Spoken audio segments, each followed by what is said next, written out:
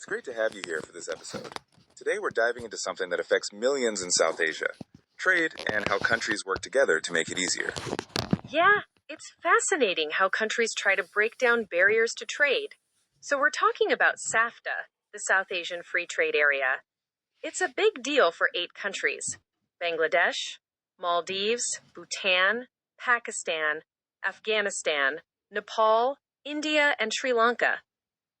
Right, and SAFTA was signed back in 2004 to create a free trade zone in South Asia. The idea was to move beyond earlier, less ambitious agreements and really boost economic cooperation and trade in the region. Exactly. At its core, SAFTA aims to reduce tariffs, which are basically taxes on imports, and also tackle non-tariff barriers. Those are the tricky rules, delays, or red tape that make trading goods and services harder. Huh?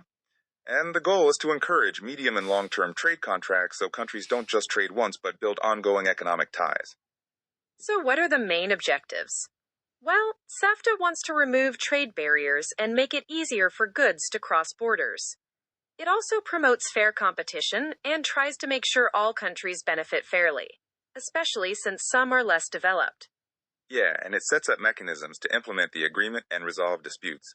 Plus, it builds a framework for deeper regional cooperation.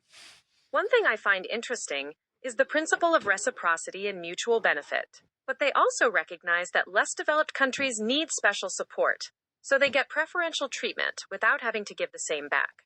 That's a good point. Now, SAFTA is managed by a few key groups. The Council of Ministers, made up of trade ministers from each country, sets the policies. Then there's the Committee of Experts, senior officials who oversee how SAFTA is implemented and help solve trade issues. And the Secretariat, based in Kathmandu, Nepal, handles the day-to-day administration and coordination. Plus, there are special groups focusing on customs, agriculture, services, and investments to tackle specific challenges.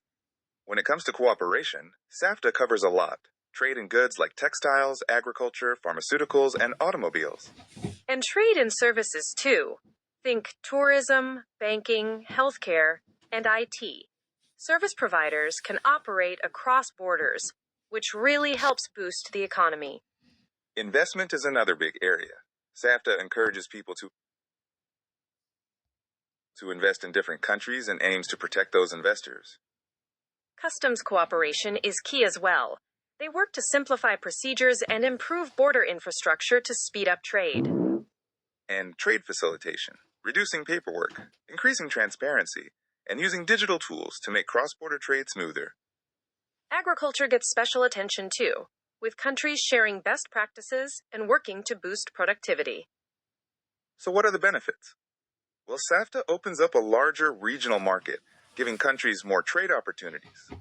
It also encourages trade diversification, so countries aren't stuck relying on the same partners all the time. Plus, it helps develop regional value chains, making industries more efficient and competitive. And it promotes investment flows, technology transfer, and knowledge sharing, which is great for economic growth. Not to forget, it supports less developed countries with special preferences to help them grow. But, of course, there are challenges. Political tensions, especially between India and Pakistan, often disrupt progress and delay meetings. Yeah, that's a major hurdle. And non-tariff barriers like bureaucratic delays and customs red tape often cause more trouble than tariffs themselves.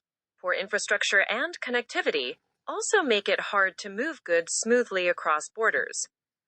And less developed countries sometimes struggle to compete and fully benefit from SAFTA. Plus, SAFTA doesn't cover some important areas like intellectual property rights, which limits its scope. The consensus-based decision-making can also lead to deadlocks, making it tough to implement new initiatives. So, looking ahead, if all member countries fully commit, SAFTA could really transform the region. Goods flowing freely without tariffs or extra costs, lowering prices for consumers. The ultimate vision is a South Asian economic union, kind of like the European Union, but that still feels like a dream unless political will improves. Yeah, SAFTA shows the potential of regional cooperation, but also highlights how complex balancing diverse interests and politics can be. Well said. It's a reminder that trade agreements are as much about politics as they are about economics. Absolutely.